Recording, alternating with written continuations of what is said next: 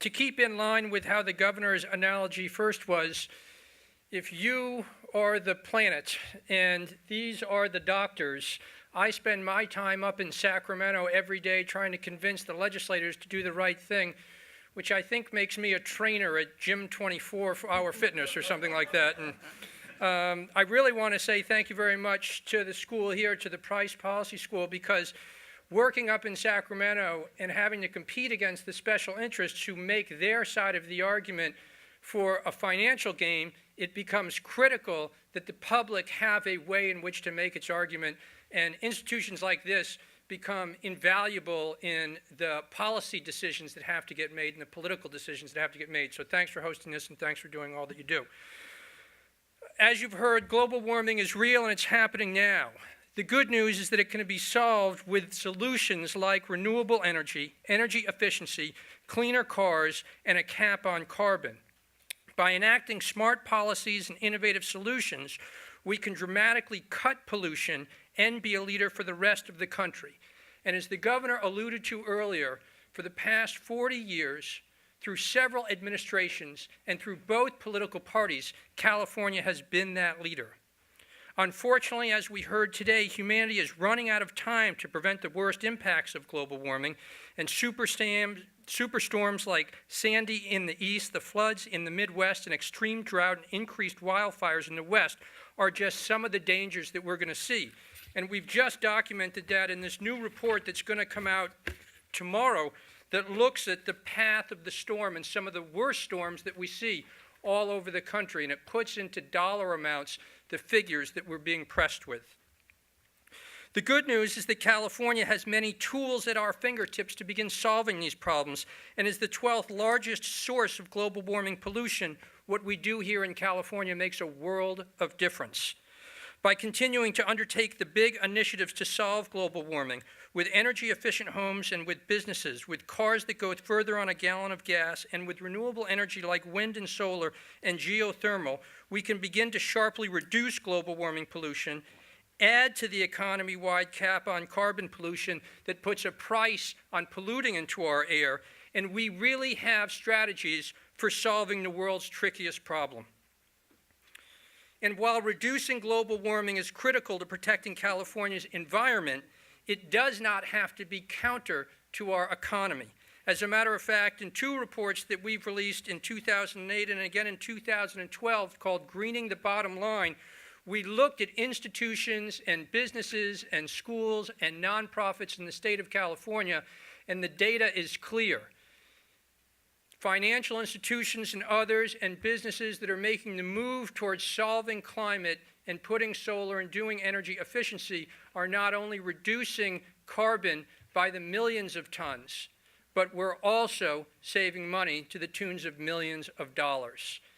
And Governor Schwarzenegger was a great leader in pointing out that solving climate change and promoting policies like the million solar roofs, we do so to both solve global warming, increase energy efficiency, and at the same time make California a world leader in economic programs like that. So thank you very much for having me. Thank you so much, and thank you so much, Governor Schwarzenegger, for calling us together, and I'd like to thank the scientists. I am also a commissioner at the Los Angeles Department of Water and Power, and I have to correct one of your figures. We only get 5 to 10% of our water from the Colorado River, but we are still very connected to those sources. The National Climate Assessment is tremendously helpful and a great contribution to the national conversation on climate change, and it is my foremost hope that the assessment provides a very strong rationale for new federal action limiting greenhouse gas emissions. But since we're looking at the Southwest region, I'll limit my comments on how the National Climate Assessment may contribute to climate adaptation and mitigation efforts at the local level, and here are three. The assessment will help the public understand the tremendous risks from climate change, and this regional assessment appropriately sounds an alarm on declining snowpacks, impacts on water supply, reduced agricultural yields, increasing warming, heat waves, with associated problems in public health and with the electrical grid, and the increased risk of wildfire. as well as coastal flooding and erosion.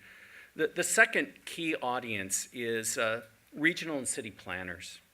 And they can use the information in the assessment to build physical infrastructure to help regions adapt to climate impacts. And third, the assessment will be helpful to state, regional, and local policymakers as they create policies to help Americans prepare for climate impacts and rally the public to understand the needed investments. And this is also very important, to rally the public to be part of a social infrastructure so that we can help neighbor to neighbor, community to community to survive heat waves, shortages, and wildfires. Now, the Western Regional Scale Analysis offered in this assessment is going to be helpful for those regions where the climate and topology is fairly homogeneous. And for example, like Roswell, New Mexico, and Lubbock, Texas, they're about 200 miles away. They're about the same elevation. The impacts will probably be the same. So the 30-kilometer resolution, which is the most refined from my understanding that's in this study, and that was on page 39, lines 6 through 23, candidly doesn't serve Southern California. 30 kilometers is too coarse a resolution for us, especially in light of Los Angeles's many microclimates. The National Climate Assessment cannot pick up the topological differences, can't tell the difference when it's 65 at the beach and when it's 95 in the valley. Nor can it take into account June gloom and Santa Ana wind effects. So here in Southern California, there is research done by Dr. Alex Hall at UCLA, and last year he released a mid-century temperature study at a 2-kilometer resolution using multiple global climate models, 5 of which were dynamically downscaled, and then statistical downscales done on another 20. And these downscales were very helpful in pinpointing neighborhood by neighborhood. You could see the projected differences between Woodland Hills and Studio City. In fact, you can name the neighborhoods, and what we found is that when you ask people where they're from, they don't say, I'm from the Southwest. They don't say, even I'm from California. Usually they say, I'm from LA, or I'm from the Bay Area. It's a more refined sense, and so when people identify with those regions, I think it's important to meet them halfway and describe what the impacts will be in their very neighborhoods. So, I so appreciate the comments, but I don't want us to get doomsdayish, because what studies show is that when people get exceedingly negative, they turn off, and they're not able to take even the smallest steps forward. So in my view, we have to leaven the very good science that's being offered to us today with real solutions. And so here in Los Angeles, for example, we are trying to move ahead on some real solutions. We're trying to create cool roofs. Cool roofs will reduce the temperatures, ambient temperatures inside of homes. They will lower people's electricity bills. They'll get people ready for those higher temperatures, and will reduce greenhouse gases at the same time by having refrigerators labor less and the air conditioners not have to run as often. So there are solutions that we should offer today while we're talking about these very impacts. And again, I want to thank the governor and the staff. Thank you so much. Thank you. Thank you for having me. I am with ICLEI-Local Governments for Sustainability, which works to directly connect this type of research and solutions to local government leaders. We heard today that climate impacts are here. However, the solutions are also here. Not all of them, but many that have deep and meaningful impacts at the local level are not only available to local governments, but they're very beneficial to local economies. So when you look at a resilient community, a community that can withstand the types of impacts we heard described today, you're also looking at a community that is building up its own economy and doing many positive things in preparing for the future. Local governments rely on scientific research such as that was presented today. It helps them make meaningful decisions. A resilient community is a strong community, a self-reliant community, a prosperous community. And we heard a lot of negative things today, a lot of things that aren't very cheerful. But one of the things that's very exciting is that a lot of the solutions come with really great economic benefits. A good example, in 2008, 9, and 10, we ran a Green Business Challenge with the city of Chicago, which was repeated again and is still going on today. In 1 year, through friendly competition and reducing energy, the city and its businesses saved $17.5 million in energy costs. They reduced carbon emissions by 85,000 metric tons. And going back to Governor Schwarzenegger's comments in the beginning about numbers of passenger vehicles getting off of the road, that was the equivalent of 15,000. So that was getting a strong economy prepared for the future, looking at the types of impacts that are coming. Thank you very much. 2 reasons why I'm probably the luckiest guy in the room. 1, Hilda Blanco is my advisor in the professional doctorate program here at USC. And 2, the Price School is cool enough to have Arnold Schwarzenegger put an institute here. So, little primer, Camp Pendleton, it's mysterious to a few people. I talk to people, I'm on a board down in San Diego, and we talk about Camp Pendleton, and even they don't understand what it is. Camp Pendleton's about 200 square miles. 530 miles of roads, 17 miles of coastline, 26 endangered species, 100 herd of buffalo.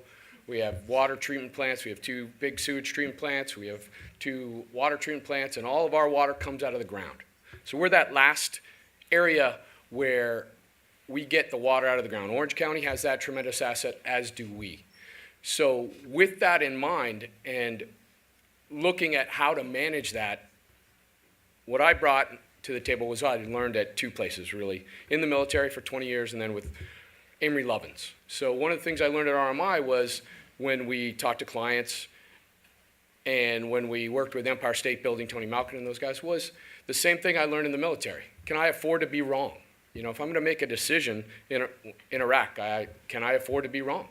And that's what we brought, and I tried to talk to our clients about climate change. Can you afford to be wrong?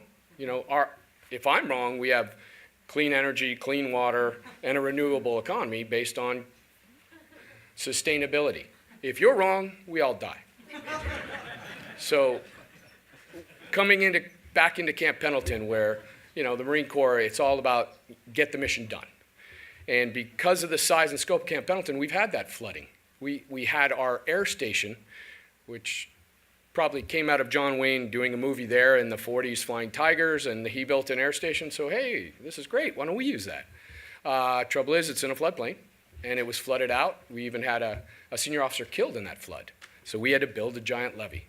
Same thing with the fires the governor talked about. In 2006, I was on Camp Pendleton, and we had those tremendous fires that burned Camp Pendleton for over a week. I couldn't even get on base at one time. And when you were on base, you couldn't see your hand in front of your face.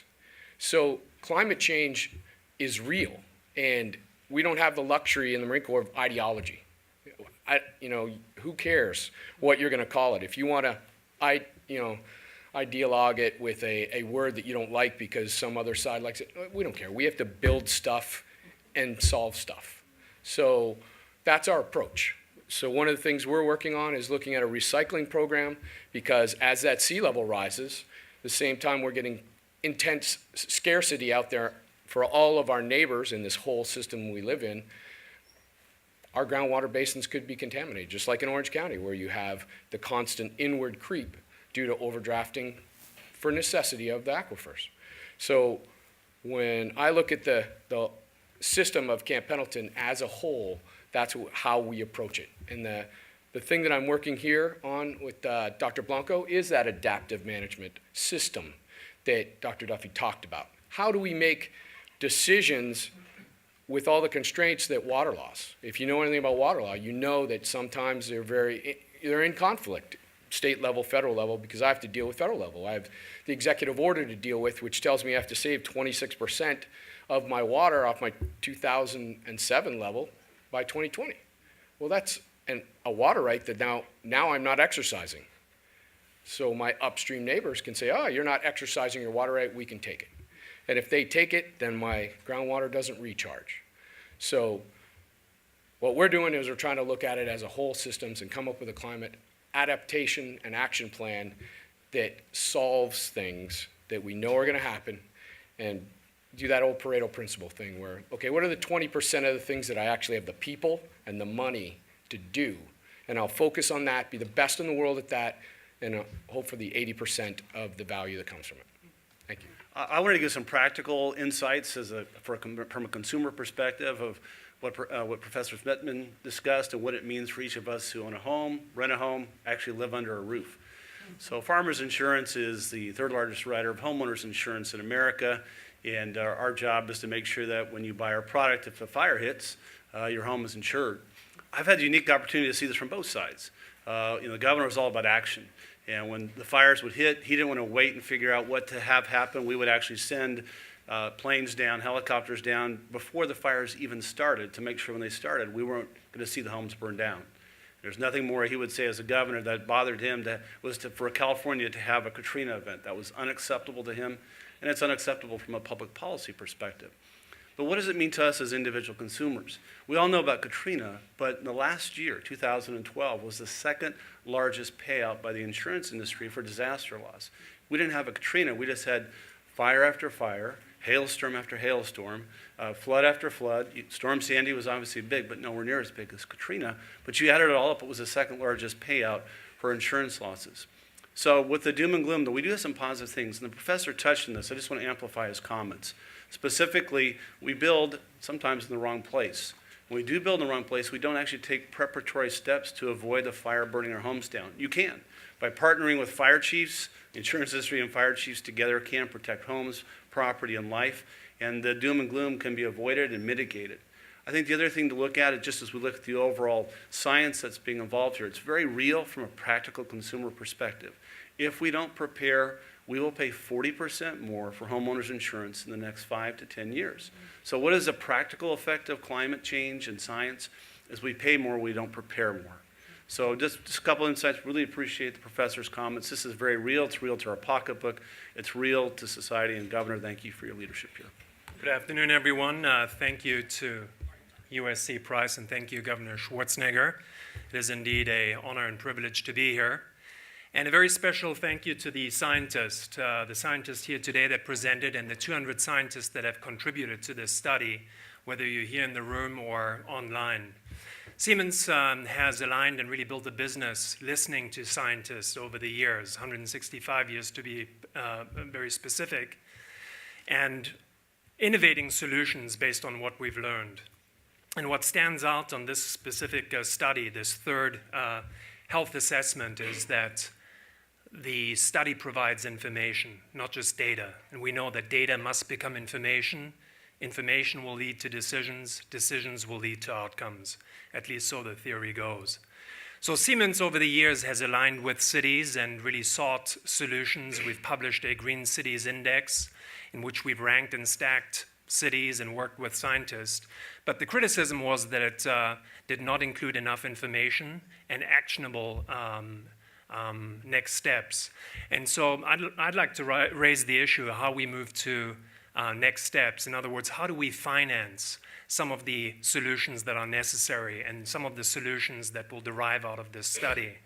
And so what we struggle with on a daily basis is how we can arrive at a point where public-private partnerships in this country really serve as a vehicle in order to translate the research into actual solutions. And as a partner to the science community and certainly to communities in general, we're committed with other industry partners to make those public-private partnerships equitable to communities and really involve all stakeholders so that they are effective and long-lasting. Thank you. First of all, I want to thank the school, the institute, and the center for hosting this, and I'm honored to be among the scientists who presented. Two quotes came to mind when I was listening to this. One is an old Peanuts cartoon, "Frustration builds character but destroys morale." That's the way I felt listening to this. And the second was a Moynihan comment that we're each entitled to our own opinions but not our own facts. So this is an impressive presentation of facts that ought to move us to action. I want to say that the business community is deeply involved in this, It isn't a question of waiting. Been involved for years, and it's a $1 trillion economy, and they understand there's a return on investment of dealing with the water challenges, the sanitation challenges, the energy challenges, the storage challenges, the infrastructure challenges, the financial challenges that come with listening to the ramifications of these facts. And they're there. We bring them together. Others, the governor brought them together for years in his climate sessions. They come from all over the world to these markets. In California, we've had the benefit of aligning public policy that are driving this economy in all these sectors, and it's only going to continue under Governor Brown's regime. So I'm just here to spark the business response and input into this conversation about this report, but I want you to know many, many, many here and around the world understand it's a $1 trillion economy and want to participate in it. Thank you. And I encourage those of you to check out the Verdexchange, which has a lot of great companies that are committed to this and proof that you can have smart environmental policies and grow economic opportunities and jobs as well. Next, we have Dr. Woodrow Clark, who's on the board of the American Lung Association for California, a scholar at UCLA, author. Thank you, Woody. Thank you very much. Let's see. I want to really thank the Price School, and I want to thank particularly Governor Schwarzenegger for inviting me today with some of his staff and friends that I've known for quite a long time. I think the most important thing I wanted to bring out was that I promised Bonnie I would only read what I wrote on my script here. I will not ad-lib or whatever, but I have to tell you the presentations so far today were outstanding. I think they were really very important, and I've got like 2 pages of notes if you want them later, okay? This is for the record. Okay, so what I'm going to be, and I need my glasses for this, I'm sorry, my hair's gotten gray and a little bit older. This report needs to make the point the world is round. And a few of you had mentioned that, about a regionalism, water impacting one region or another. We've got to have more of an impact on what the interaction is and the possibilities, even with the models in terms of other regions and also from other parts of the world. But in terms of just a couple of chapters, one in the Southwest chapter, there was not too much discussion on the actual issue that the UN has brought up with the UN IPCC, of which I was on for their 3rd report, and that was the human cause of all of this. There was some mention of it, but we didn't hear too much even in terms of the fires. We didn't hear too much in terms of what I'm really concerned about is traffic and pollution. If you all aren't aware of this, 43% or so of our emissions from our vehicles goes into the environment, and that helps to make our environment warmer and unfortunately is a big cause of greenhouse gases. There needs to be more of that. I think that the focus, secondly, on the land and water was very important, but I didn't hear too much said about energy. The issue about getting energy. We use a lot of energy in this state, an awful lot of it, and that's one of the problems. Where do we get it from? What's its impact on our environment? The third point I wanted to bring up, and this is kind of along the lines of both my background in the Lung Association and some of the things that I heard this afternoon, and that is it's important to look at the health costs. I think the discussion about the health costs in terms of various ethnic groups and populations and all of that, but what we've got to do now is link those together. We've got to find the models, and I think Phil was probably working on some of this, on how those models can link the climate problem with the actual cost for all of this. What does it cost to put someone in a hospital? And what does it cost all of you because you are impacted by that in terms of what we have to pay for medical and other things? Then I want to move finally to the mitigation chapter. There was really no or little of the solutions that I was expecting in the talk. And I've written a couple of books on sustainable communities. I have a new book out now, which is actually part of one of the comments just earlier from my friend from Siemens Corporation. And that is, I wrote a book called The Next Economics. I just gave the governor a signed copy of that book. We've got to figure out how to pay for this because everybody's going to be asking us, this is a cost. How do we pay? Who pays? Example, I refer to myself as a qualitative economist. Do you know why? Because there's the difference between clean and green. When someone says clean coal, look out. That's an oxymoron, folks. It's not clean coal. It never will be. Now, I also want to add that another thing that's not clean is natural gas. It's a fossil fuel. We've got to be mindful of these things and what they're doing to our environment. And finally, I'd like to say that it's really important to be aware of adaptation. I'm now going to buy a home inland from Santa Monica because that's going to be beachfront all the way down to Beverly Hills, I think. Just to let you know, I've been planning for the 50 years from now. But more importantly, mitigation. What are we going to do? What are the technologies that are out there available today? And I think we've got some resources here at the table today, and I want to encourage all of them to do more work and have an add-on report to what we've heard this morning or this afternoon. Thank you. No, thank you. You really did. And we just want to let you know that obviously the Schwarzenegger Institute is going to continue to partner with the Center for Sustainable Cities, these scientists, their institutes, and a lot of our public speakers to continue this work and get the word out and see what we can do to influence policy. Dan, who was supposed to be the last public commenter, being the beloved professor he is, wanted instead to see if any USC students here had any questions or comments. Yes. Stand up, please state your name, and then... So my question just basically becomes the following. First, it's a statement. When big five oil companies such as ExxonMobil, BP, etc. collectively generate trillions of dollars to lobby Congress and push fossil fuel-friendly policies, as well as the Nestle Corporation owning all of these private water supplies, as well as all of these companies currently strip mining the Appalachian Mountains, you're competing against trillions and trillions and trillions of dollars. So I like all of your ideas. I definitely, going into clean energy.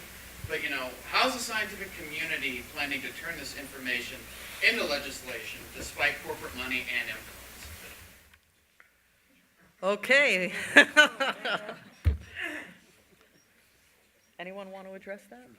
There you go. Okay, no, I probably shouldn't, but I think I'll try to take that on. Couple of comments, and the exact words you use, how is the scientific community planning to turn this into legislation? And one of my frustrations as someone who's spent time in the science community and in the policy community is that it's not considered socially acceptable for me as a scientist to stand up and say, we should limit greenhouse gas emissions, we should do this, you should do that, you should not drive an SUV, you should drive a Prius. Nobody has a problem with a medical doctor saying you shouldn't smoke. Nobody has a problem with a medical doctor saying, or you understand my point.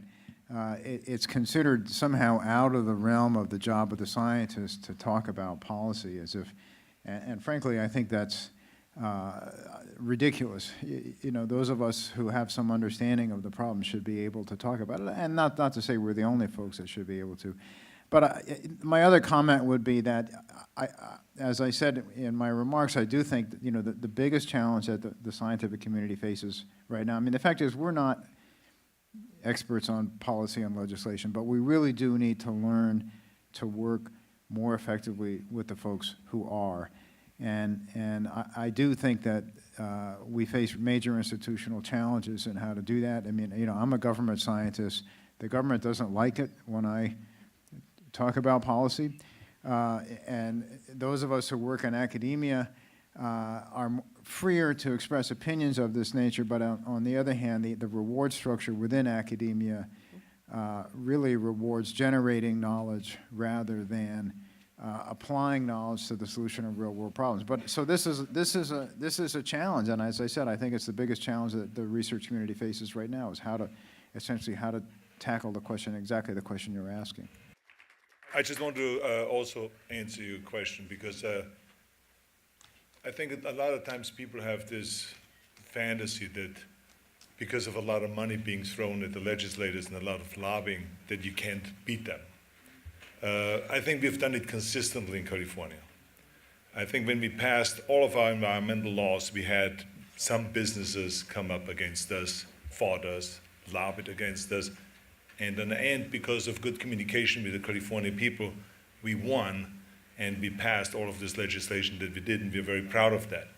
As a matter of fact, when we passed AB 32 to make a commitment to reduce the greenhouse gases by 25% by the year 2020 and 85% by the year 2050, it was the coal companies in 2010 with the oil companies that got together and started attacking AB 32, and they wanted to get rid of it.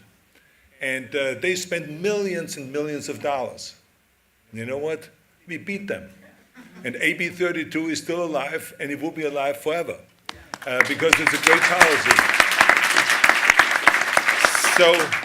So I think the trick of it is just to communicate with the people and to bring together both parties, not to make it a fight between Democrats and Republicans. We had Republicans like George Shultz on board and many others that helped us in fighting the oil companies and the coal companies.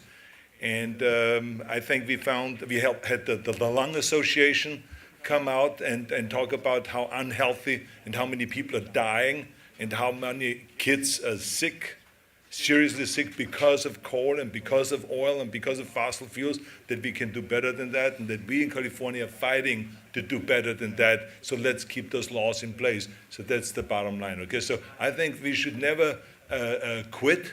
We never should give up. We maybe fail every so often and stumble and fall, but we always have to get up and keep going. That's the bottom line. Thanks very much. Thank you. And that's the power of the people, and I want to specifically address USC students, because as proud as I am to be here at USC, I'm also on the Board of Regents for the University of California. And 6 years ago, it was the UC Student Region, backed by the UC Student Sustainability Organization, that got a unanimous vote of the regents for a sustainable building policy. And $8 billion in buildings going on at all 10 UC campuses are all LEED certified.